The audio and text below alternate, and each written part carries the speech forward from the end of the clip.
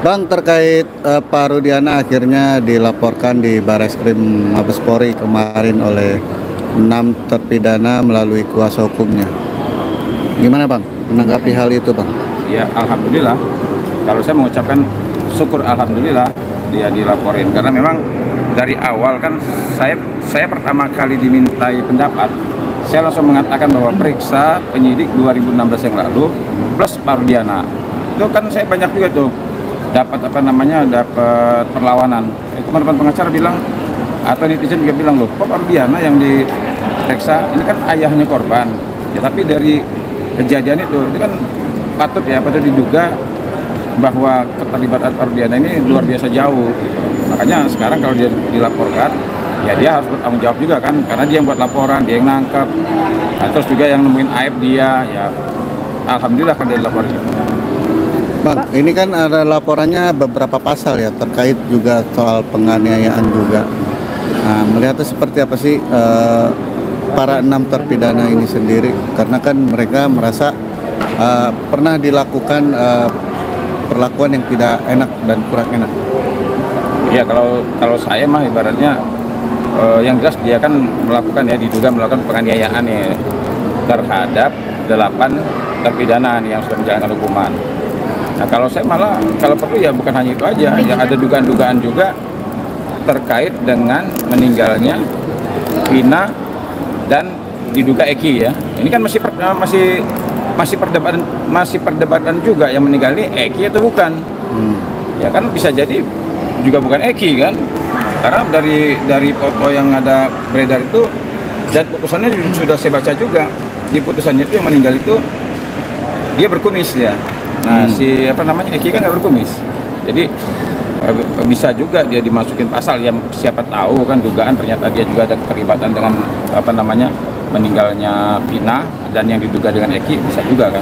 Berarti dari abang sendiri masih menyimpulkan bahwasanya diduga yang dinamakan almarhum Eki ini masih hidup ya?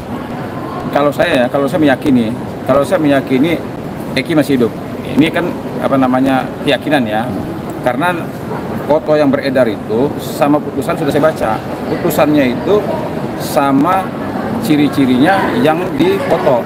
Jadi gambaran wajahnya, terus dia berkumis dikit, itu artinya cocok lah. Nah sekarang kalau foto Eki kita samakan dengan foto korban yang ada, itu jauh beda. Apalagi kemarin itu sebenarnya saya pengen kasih semacam sayembara lah. Pengen ada orang yang videoin makamnya, tapi ternyata saya dengar dapat kabar ternyata makam Eki itu dipoto nggak boleh, direkam juga nggak boleh.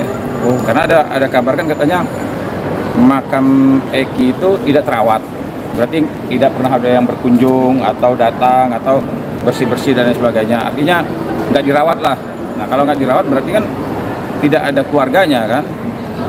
Sekarang ada kecurigaan masyarakat bahwa jangan-jangan yang meninggal ini bukan Eki. Makanya kemarin saya memberanikan diri kan, saya memberikan surat secara resmi ke Mabespori, tolong diperiksa Peggy Setiawan yang di Cianjur.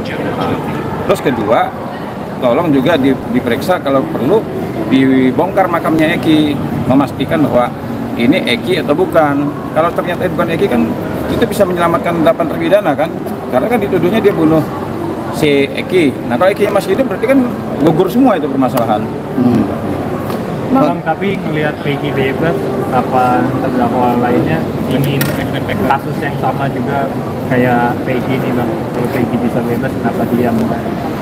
Ya dulu sendiri ngeliatnya seperti apa? Iya sebenarnya kan ini karena inilah kalau kekuatan viral nih ya. Kalau andai kata dulu 2016 viral, saya rasa juga 8 terpidana juga bisa bebas. Karena kan dari penyelidikan ini kan sudah amburadul semua ini. Laporannya nggak jelas, penyelidikannya nggak jelas semua. Tapi pernah diajukan pra peradilan, mereka kalah.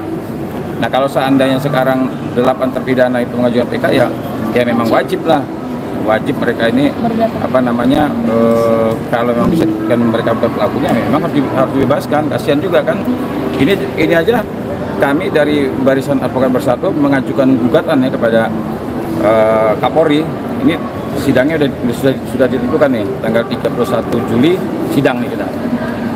Nah Nah ini kan upaya juga kami agar apa? Kalau seandainya gugatan kami diterima, artinya bisa membuka 6 handphone yang disita plus CCTV itu, kalau memang bisa dibuktikan ternyata bukan pelakunya mereka, kan ini kan bisa saya persembahkan juga buat 8 terpidana, kan dia bisa bebas gitu. Memang menurut saya mereka harus bebas yang 8 ini. Bang,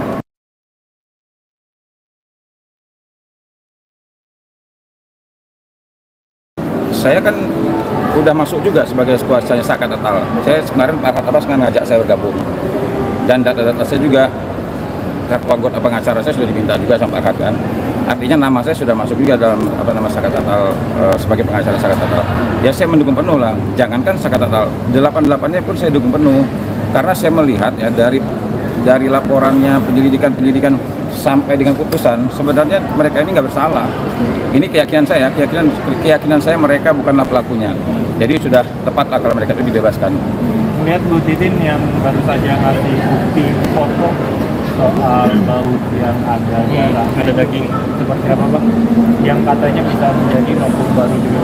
Iya, sebenarnya itu kan hanya ini tambahan ya, tambahan. Tapi kalau saya melihatnya tidak ke situ.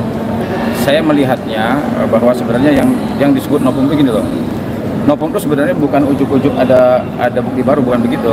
Jadi bukti yang harusnya ada di 2016 itu dicari nggak ada umpamanya. Tapi ternyata dapatnya 2024. Nah, sama seperti CCTV atau handphone. Nah itu kan seharusnya 2016 kan bisa dibuka kan. Nah ternyata nggak dibuka. Nah kalau seandainya bisa dibuka 2024 itu namanya novum. Jadi novum itu bukan ujuk-ujuk datang secara tiba-tiba yang nggak ada hubungannya. Tapi dia memang ada hubungan juga sih. Kalau Bu Titin mengatakan bahwa ada baut, terus ada dagingnya juga gitu kan.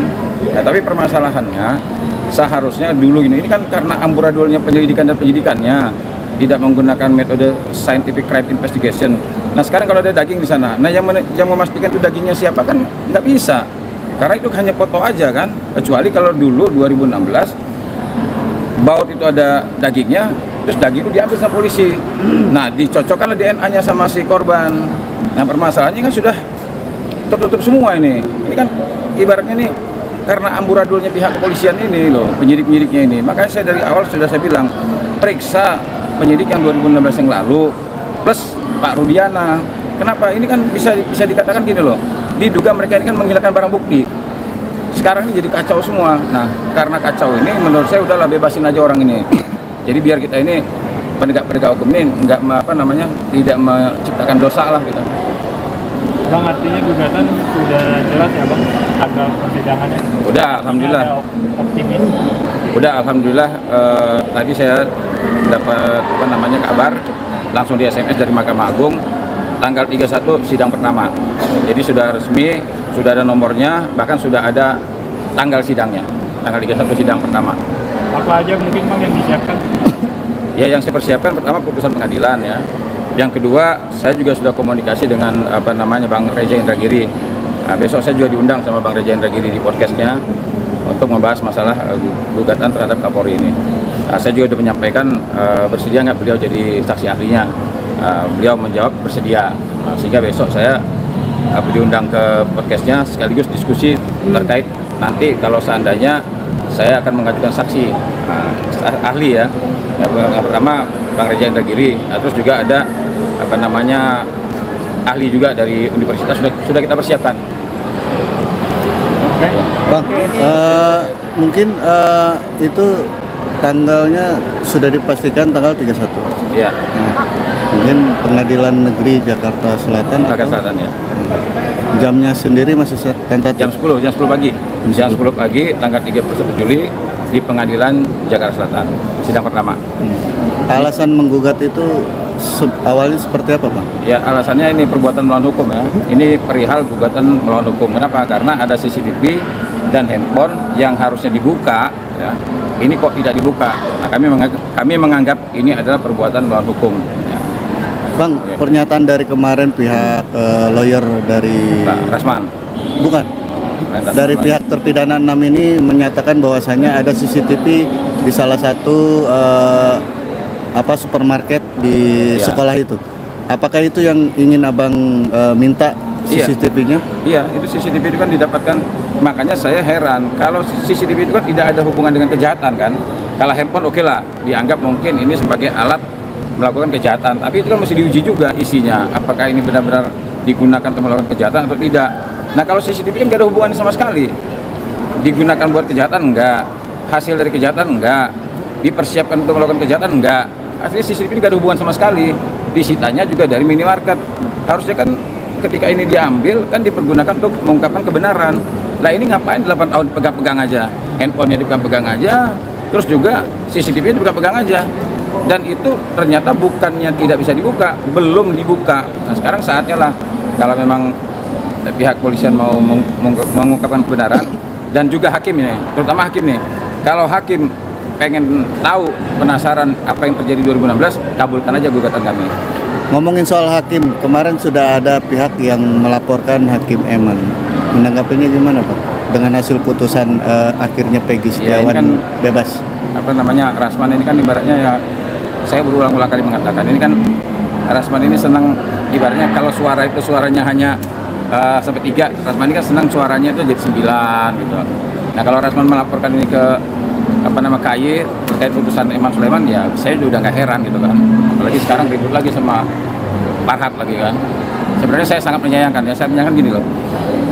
Kalau menurut saya begini, ketika kita diundang di televisi ya, apalagi acaranya live, nah gunakanlah kesempatan yang baik itu untuk apa? Untuk memberikan pemahaman, pendidikan hukum kepada masyarakat. Bukan gontok-gontokan seperti ini, kan ini sama-sama advokat.